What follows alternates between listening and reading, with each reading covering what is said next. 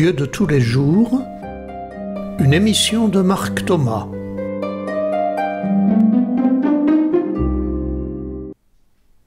Bonjour chers amis auditeurs et auditrices, dans la série de l'Avent intitulée « S'aventurer vers Noël », voici la troisième séquence, « S'aventurer vers l'imprévu ».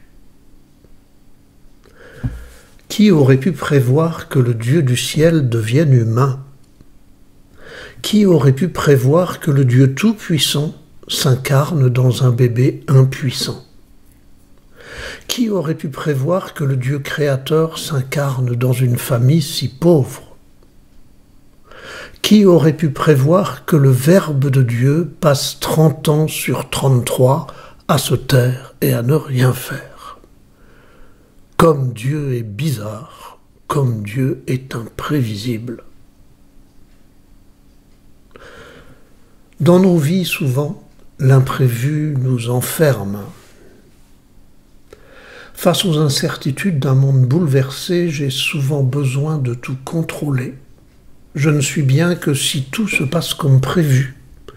Je me sens incapable de supporter l'imprévu incontrôlable. Et je m'enferme dans la peur de ce qui va arriver. Face aux inquiétudes économiques, sociales et climatiques, je me dis souvent qu'il est impossible de prévoir. Je me sens impuissant à changer quoi que ce soit et j'en perds le moral et la motivation. Alors je m'enferme dans la tristesse, la déprime, la plainte, la lamentation. Face à la violence dans nos familles et dans la société, je me dis souvent que ça n'arrive pas qu'aux autres. Je me sens en insécurité permanente et je m'enferme dans le stress, la crispation et la méfiance. Face à tous les imprévus de notre monde, j'ai souvent envie de fuir ou de m'enfermer car je vois le danger partout. Les autres m'apparaissent comme autant de menaces, et je m'enferme dans le chacun pour soi et l'agressivité. Par toutes ces conduites d'enfermement, je crois me protéger des dangers extérieurs. Mais au contraire, je suis envahi de l'intérieur et intoxiqué par l'angoisse, le stress, la méfiance, l'aigreur, les lamentations, les accusations. Et pourtant, heureux imprévu, car c'est souvent dans l'imprévu que se produisent les plus belles rencontres et que se déclenchent nos plus belles ressources. Combien de fois nous sommes-nous dit après coup « Cet imprévu m'a paniqué et bouleversé sur le moment, mais j'ai découvert ma capacité à faire face et finalement, à travers tout ça, j'ai grandi. » De même, les plus belles relations amicales ou amoureuses sont quasiment toujours imprévues, voire imprévisibles. Alors comment faire pour accueillir l'imprévu et y faire face? Alors, comment vivre l'imprévu sereinement et paisiblement? Je ne vais pas vous faire un discours théorique. Je préfère m'appuyer sur des exemples concrets, et en particulier celui de la randonnée. Je vais évoquer d'abord que je me prépare, ensuite que je me protège, puis que je développe la confiance en moi, que je m'adapte et que je m'associe à d'autres. D'abord, je me prépare. Quand je m'aventure dans une nouvelle randonnée en montagne, je prépare mon sac, mon pique-nique et mes barres de céréales. Je consulte la météo et les itinéraires en faisant place à l'imprévu météorologique ou au chemin qui change. J'évalue le temps nécessaire avec une marge d'incertitude. De même, face à la randonnée de la vie et à ses imprévus, je me prépare pour m'aventurer dans un monde à la fois connu et à découvrir. J'envisage à la fois les repères sécurisants et les imprévus. Je prends soin de moi et je nomme mes ressources, mes fragilités, mes limites. Deuxièmement, je me protège. Quand je m'aventure dans une randonnée en montagne, je prends de quoi me protéger du soleil et de la pluie. Je mets des chaussures adaptées au terrain. Je prévois les pansements nécessaires en cas de chute. J'emporte de quoi m'assurer si je fais de l'escalade. Je vérifie mon téléphone pour pouvoir appeler en cas de souci. De même, face à la randonnée de la vie et à ses imprévus, je me protège pour m'aventurer tout en restant en sécurité. Je respecte les règles de sécurité en voiture. Je ne me promène pas seul dans des secteurs dangereux, etc. Troisièmement, je développe la confiance en moi.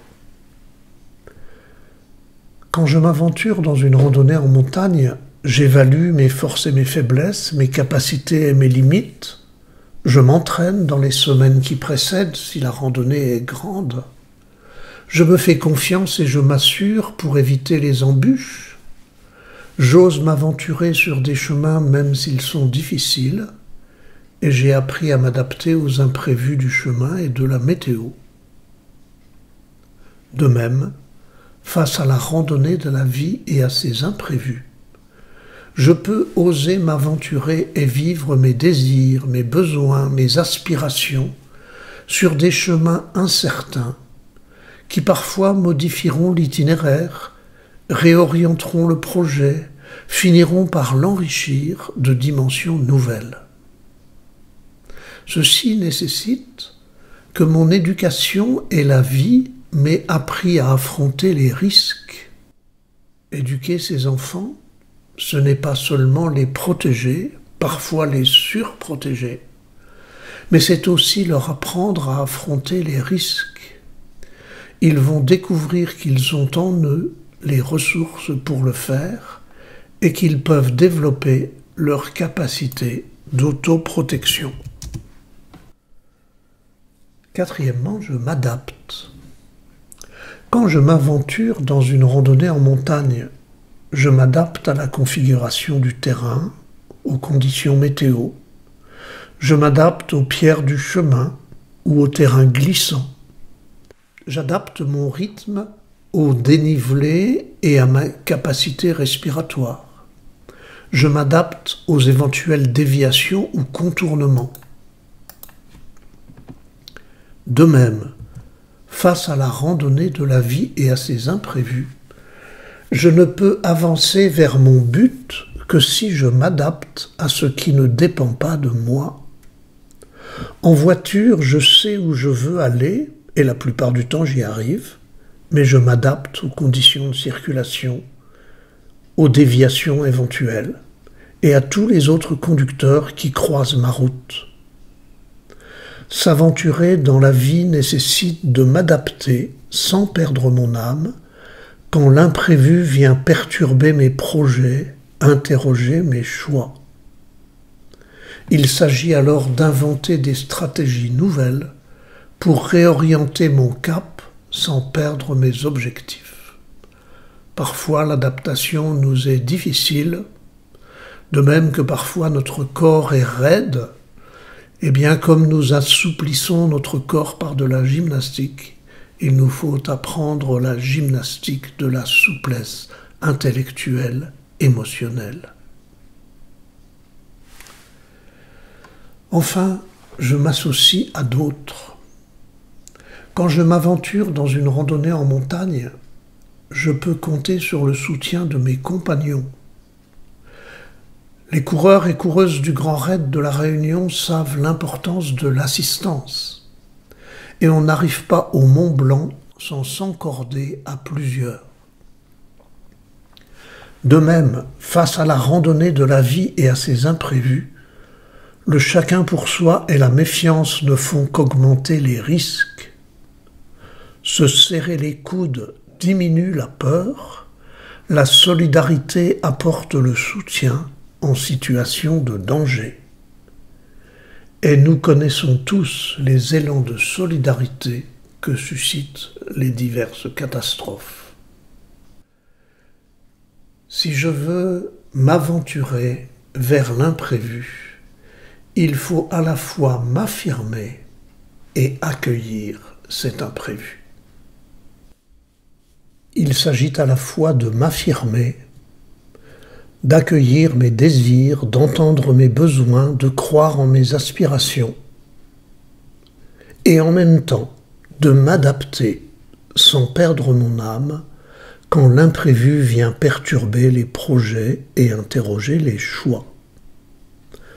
M'affirmer et m'adapter, comme les deux jambes qui permettent les avancées, dans le respect de soi et l'accueil de l'imprévu.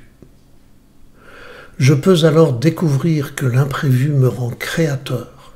Il permet d'inventer des stratégies nouvelles pour réorienter mon cap, et quand je m'aventure vers les imprévus de la vie, je découvre en moi et dans le monde des ressources insoupçonnées. Que pensez-vous de tout cela?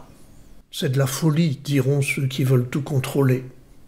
C'est du rêve, diront ceux qui ruminent leur déception. C'est la seule façon de réaliser ses rêves, diront celles et ceux qui osent et apprennent quotidiennement que l'imprévu accueilli et apprivoisé nourrit leur devenir. Car ceux-là savent par expérience que l'imprévu est heureux, il les conduit souvent bien au-delà de ce qu'ils avaient espéré. Alors vous me direz peut-être, mais qu'est-ce que cela a à voir avec l'Avent, avec l'Évangile, avec la foi chrétienne? Eh bien écoutez, l'Évangile selon saint Matthieu, chapitre 6, versets 25-34. Ne vous souciez pas pour votre vie de ce que vous mangerez, ni pour votre corps de quoi vous le vêtirez. La vie ne vaut-elle pas plus que la nourriture et le corps plus que les vêtements? Regardez les oiseaux du ciel, ils ne font ni semaille ni moisson, ils n'amassent pas dans des greniers et votre Père céleste les nourrit. Vous-même, ne valez-vous pas beaucoup plus qu'eux? Qui d'entre vous, en se faisant du souci, peut ajouter une coudée à la longueur de sa vie? C'est Jésus qui dit cela. Je répète, à nous tous qui avons peur de l'imprévu, qui d'entre vous, en se faisant du souci, peut ajouter une coudée à la longueur de sa vie?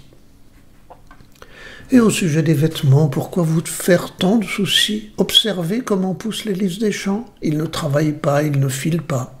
Or je vous dis que Salomon lui-même, dans toute sa gloire, n'était pas habillé comme l'un d'entre eux. Si Dieu donne un tel vêtement à l'herbe des champs qui est là aujourd'hui et qui demain sera jeté au feu, ne fera-t-il pas bien davantage pour vous, hommes de peu de foi? Ne vous faites donc pas tant de soucis. Ne dites pas qu'allons-nous manger, ou bien qu'allons-nous boire, ou encore avec quoi nous habiller. Tout cela les païens le recherchent. Mais votre Père sait que vous en avez besoin. Cherchez d'abord le royaume de Dieu et sa justice, et tout cela vous sera donné par surcroît. Ne vous faites pas de soucis pour demain, demain aura souci de lui-même, à chaque jour suffit sa peine. Signé Jésus-Christ.